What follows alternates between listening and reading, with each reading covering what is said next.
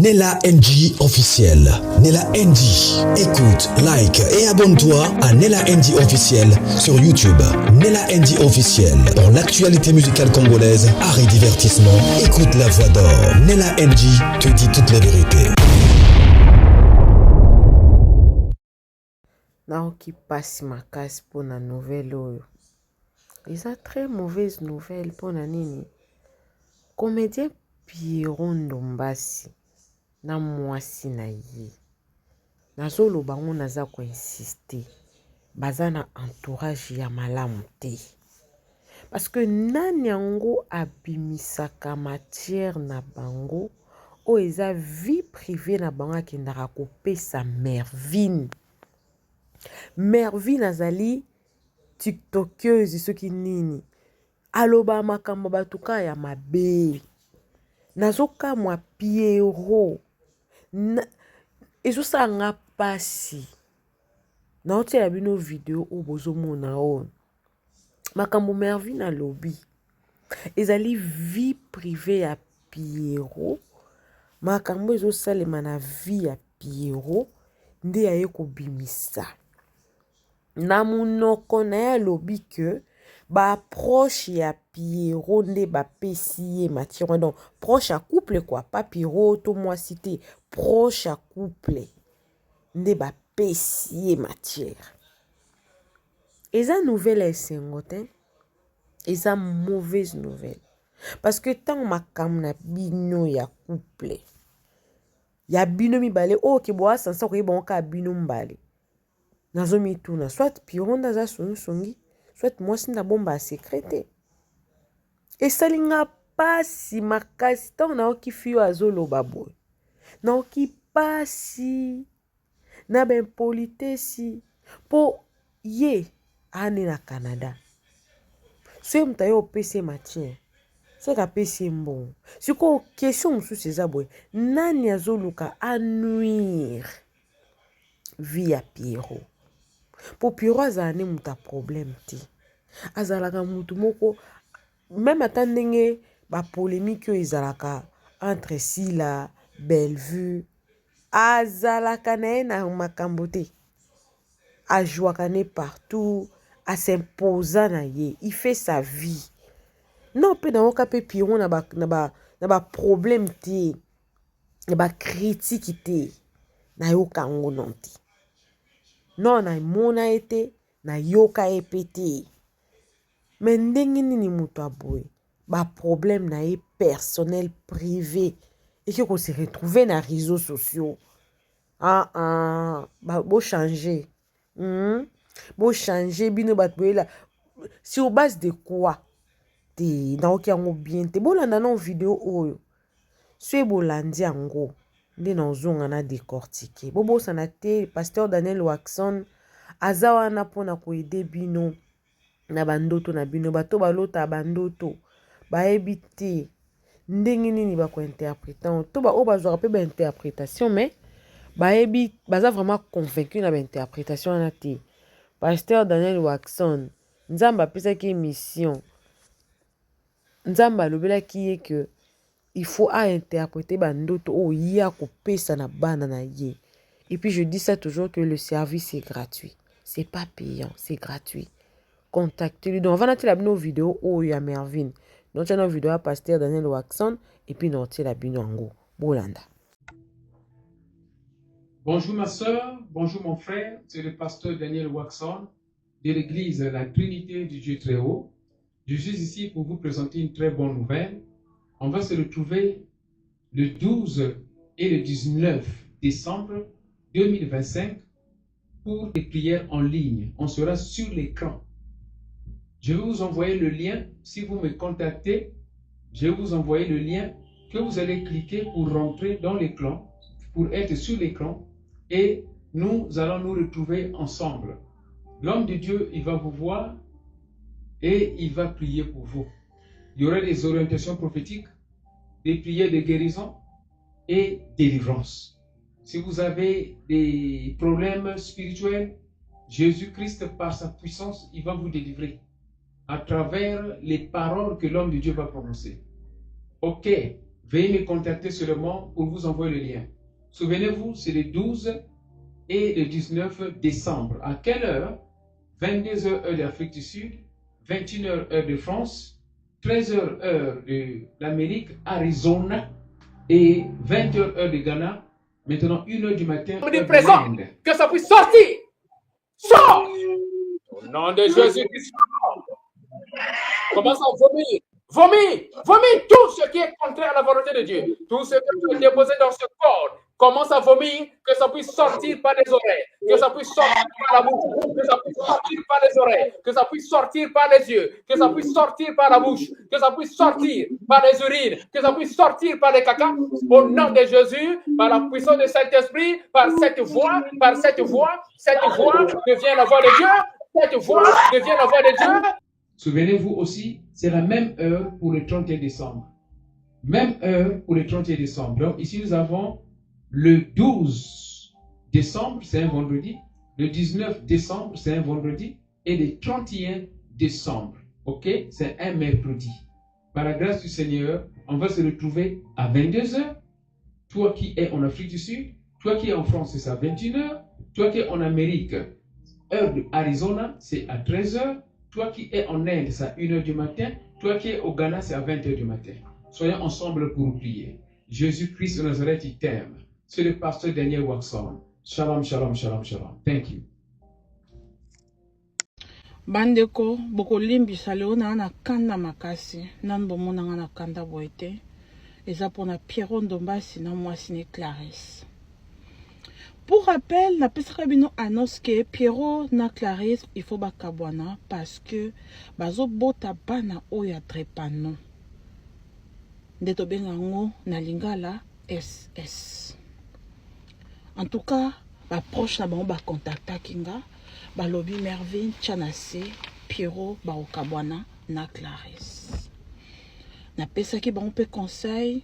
Donc on a du domaine, na monaka ba passion, o bazo souffrir na malade wana, y a pas de calmant. Moto mosusu ka pour sa mi boma na ye.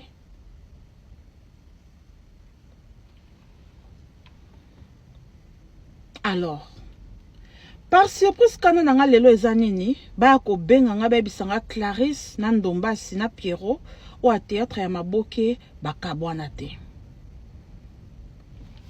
Bazo continuer kobima ensemble les colonango.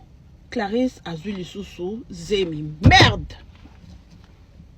Pierrot, ma vie. Pierrot, imbois. Pierrot, t'as les longues la safou. Clarisse, zoba makoloma bata, imbois, abongaka na maquillage. Ba pareil irresponsable, ba ndoki. Ba égoïste. Ba deko. Tango ba bota ki tango ba lingana ki nde na Congo bosaka ba examen te. Ba hémoglobine na bino so eza ndenge ni eza anormal, bo se dépister, bo sala raté bo ba na ka bongo. Biso na poto so mutana zemi.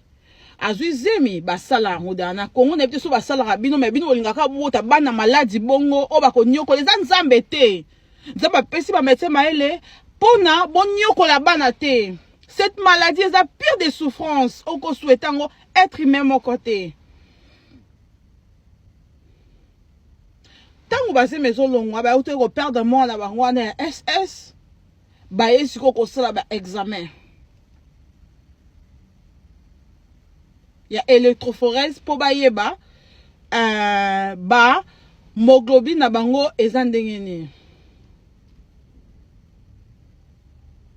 ba yo bisa bango boza compatible te bana bomando bota bobando sala kaka na maladie oyo ya drepano ya SS boka bwana boyebi da secret wana. Pourquoi vous sanctionnez ce comme un souba ya ba infection à Congo, bo saka toilette na coup direct? Pourquoi bongi bonyo ko la bana, bandoki, Clarisse, dans sambe la zemo zanango elongwa lisusu. Zemo zanango elongwa lisusu yoko bota te. Soko lingo fa na Pierrot, besoin un fruit de vos entrailles te.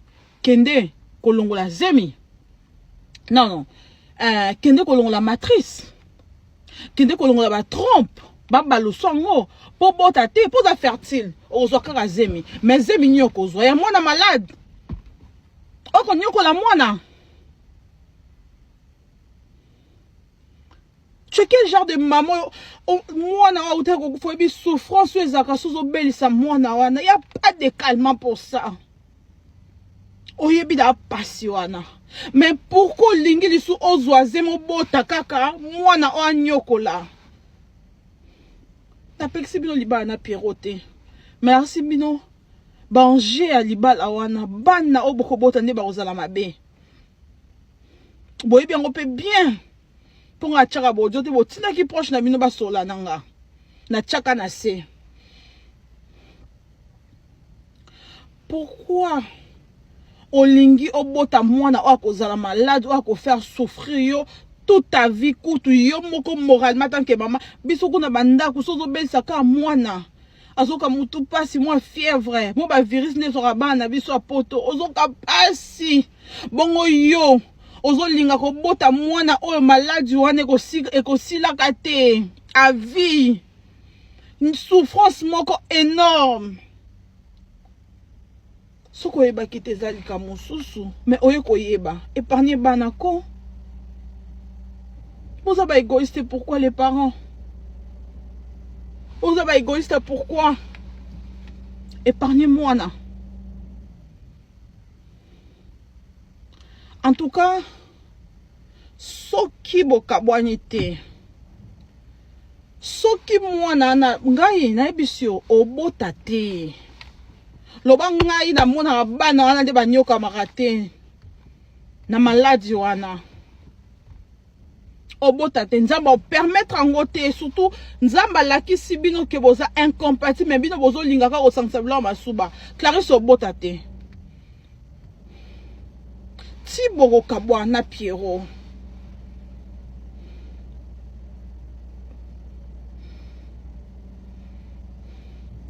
non, on a passé la montée ma peau naïbi. Alors, sans plus tarder,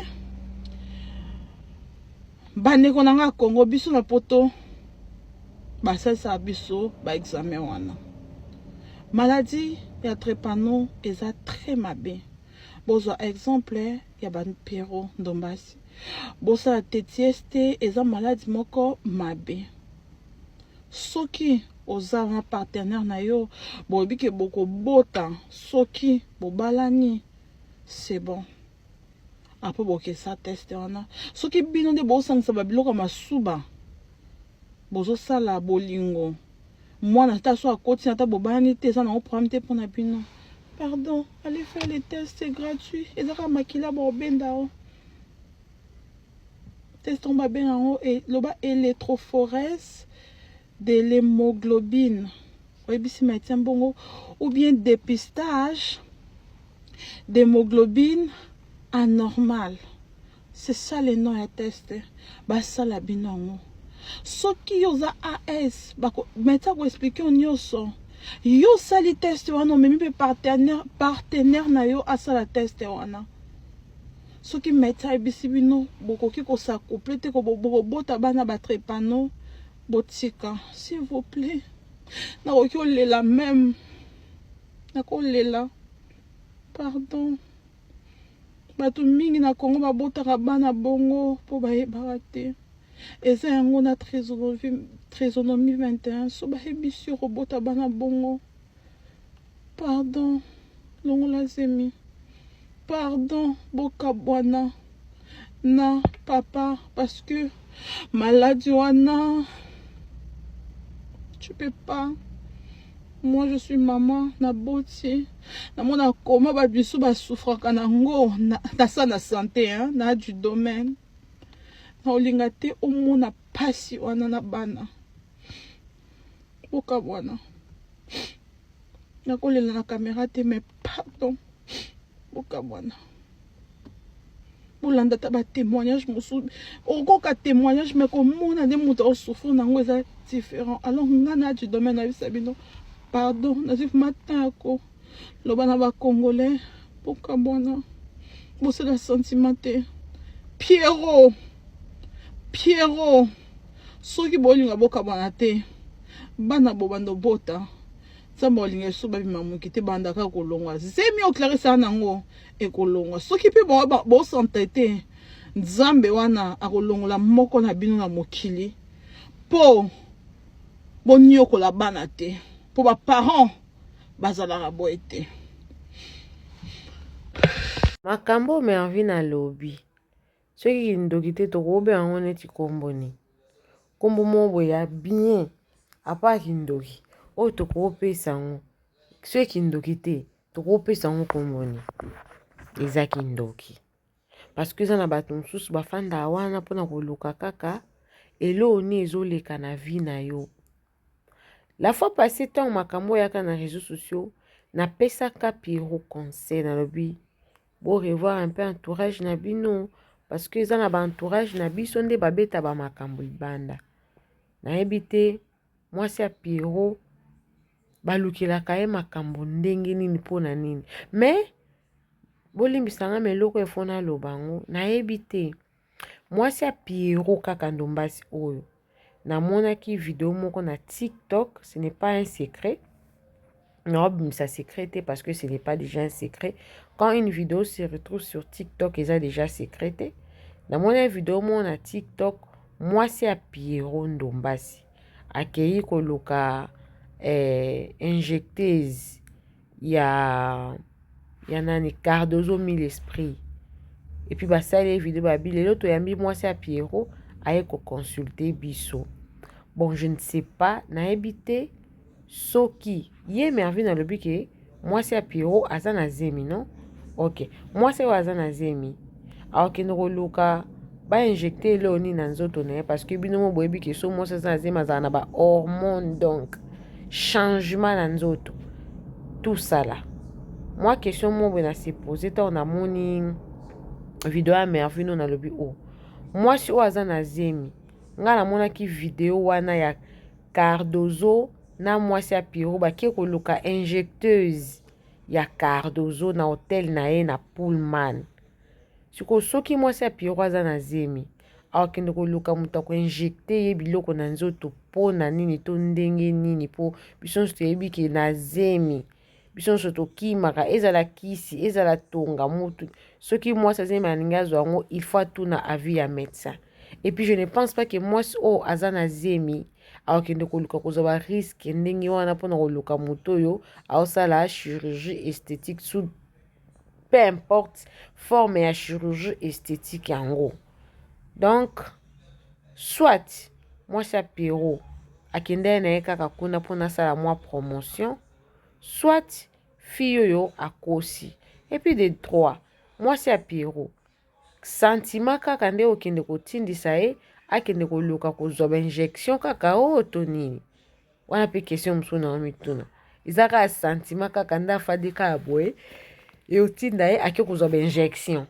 En tout cas très compliqué sujet o mais nazongi suka na sujet nanga mpona loba ke to revoir un peu moi entourage na biso et ça très important parce que makamba boye ezolakisa combien tofandi na bato balingi biso te les gens qui ne nous aiment pas parce que ndeni makambo ekoki kolongwa na ndako ya Pierrot na 4 murs na ye ekomi ntina Canada soki moto oyo ya 4 murs abimisi libanda te to motu moko boye moko na bango se confiaka abimisi yango na réseaux sociaux.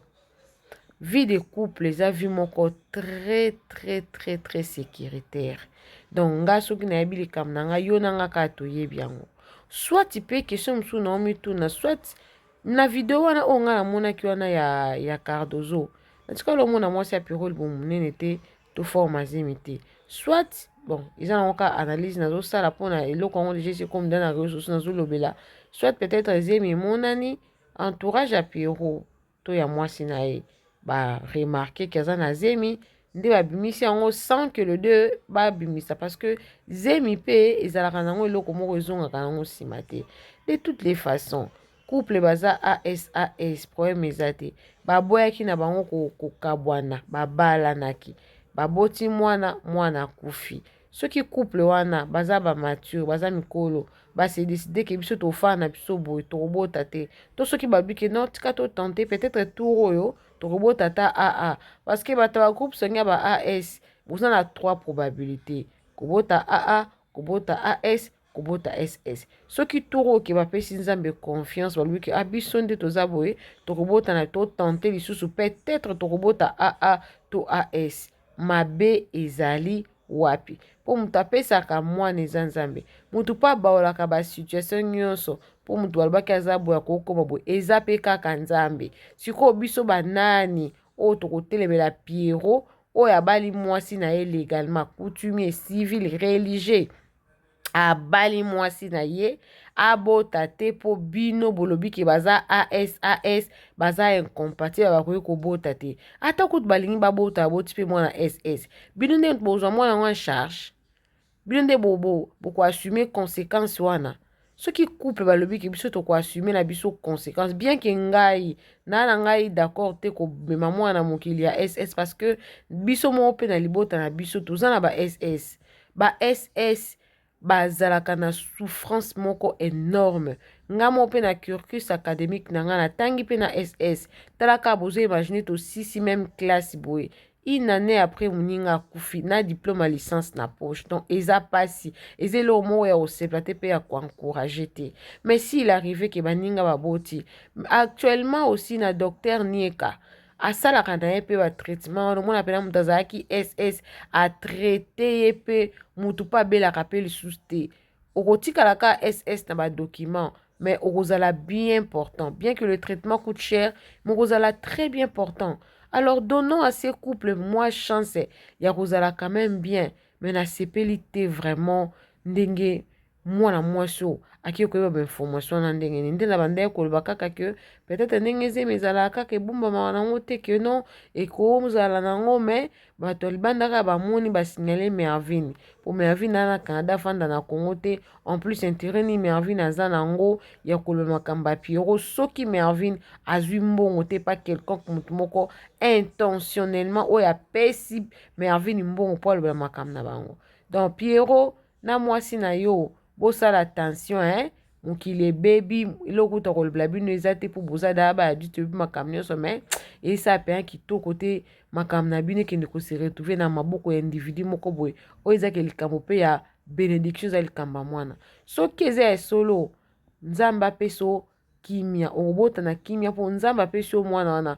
priere na ngai ezali nzambe asala bino grâce ata boza SS pardon ASAS nzamba sala bino grâce bobota ba AA nzamba sala bino grâce po AS pesa na mabe to bobota ta AS mais nzambe na mawana ye asala ke bobota SST parce que ata pona bino te mais pona être humain wana zoya souffrance ozala SS eza souffrance makasi na yebi bato ba proche nga mona famille surtout za ba SS to mona ndenge bandeko na biso basouffraka ezali malamu mpenza te en tout cas nazotika na nga bino nazosala bino video wana ya Mervyn bolanda esali nga bien te na bite nasalela yango na émission mpo na soki tosali yango émission te bakoyeba na bango te ke makambo esi ekomidela na réseaux sociaux il faut bayeba bango mpo bayeba na komibatela balandela mpe but ya émission oyo ezalaki bongo.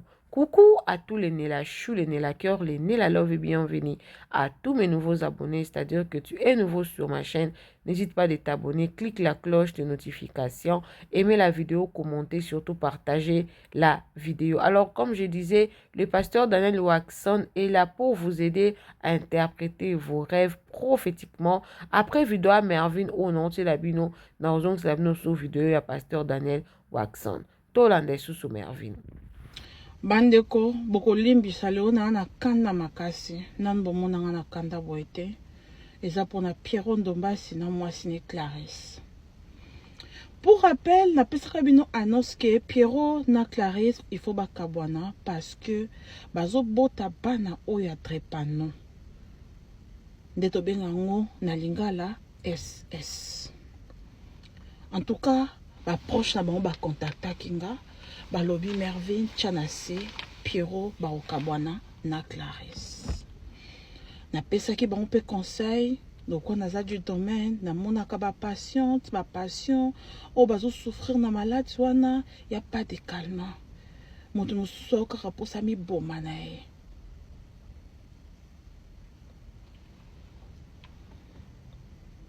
Alors par surprise kana nanga lelo ezanini ba ko benga nga ba bisanga Clarisse na Ndombasi na Pierrot o a théâtre ya maboke bakabwana te. Bazo continuer kobima ensemble likolo nango Clarisse azui lisusu zemi merde. Pierrot ma vie. Pierrot imbois. Pierrot t'as longi loko la safu. Clarisse zoba makoloma bata imbois abongaka na maquillage ba pareil irresponsable ba ndoki ba égoïste ba deko tango ba bota ki tango ba lingana ki nde na Congo bosaka ba examen te ba hémoglobine na bino so eza ndenge ni eza anormal bo se dépister bo sala raté bo bala na ka bongo biso na poto so mudana zemi azui zemi basala mudana Congo na biso basala rabino mais bino olingaka bota bana maladie bongo o bako nyoko les nzambe te nzamba pesi ba médecin maele pona bon nyoko la bana te.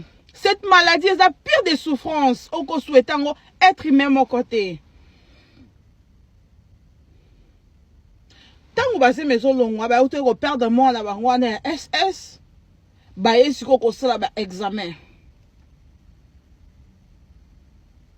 Il y a électrophorèse pour bayeba ba moglobine na bango ezandengeni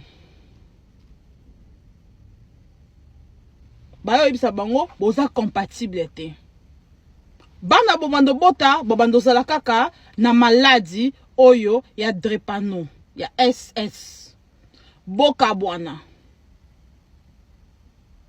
boyebi da secret wana. Pourquoi boko sanctionner celui comme souba ya ba infection ya Congo bosaka toilette na coup direct? Pourquoi bongi bonyoko la bana bandoki Clarisse dazo sambela zemo zanango elongwa lisusu zemo zanango elongwa lisusu yoko bota te soko lingo fana Pierrot bozana besoin un fruit de vos entrailles te kende kolongola zemi non kende kolongola matrice kende kolongola ba trompe baba lo songo po bota te po za fertile ozokaka zemi mais zemi nyoko zo ya mwana malade oko nyoko la mwana. Tu es quel genre de maman mwana wa utako kufobi souffrance ezaka sozo belisa mwana wana y a pas de calmant pour ça. Oyebi da pasi wana. Mais pourquoi lingi lisu ozoaze mo bota kaka mwana o nyokola? Na pexi bino libala na Pierrot. Merci bino. Banger a libala wana bana oboko bota nde ba ozala mabe. Boyebi yango pe bien. Pour nga tchaka bojo te botina ki proche na bino ba sola nanga. Na tchaka na se. Pourquoi olingi obota mwana o akozala malade o ako faire souffrir yo toute ta vie kutu yo moko moralement tant que maman biso kuna banda kusozo belisa ka mwana azoka mutu pasi moi fièvre mo ba virus ne sera bana biso apoto ozoka pasi bongo yo ozolinga ko bota mwana oyo maladi wana ekosilaka te à vie une souffrance moko énorme. Soko yeba ki te zalika mosusu mais oye koyeba épargner banako. Vous êtes égoïste, pourquoi les parents? Vous êtes égoïste, pourquoi? Épargnez-moi là. En tout cas, soki bokabwani te. Soki mwana na ngai na ebisio obota te. Loba ngai na mona bana wana de banyoka makate. Na maladie wana. Obota te nzamba permettre en gote surtout nzamba laki si bino ke boza incompatible mais bino bozo lingaka ko sansabla masuba Clarisse obota te ti bokokabwana Pierrot.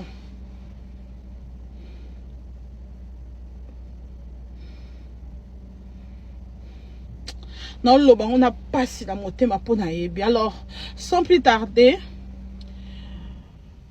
bane konanga Congo biso na poto, ba ça biso ba examen wana.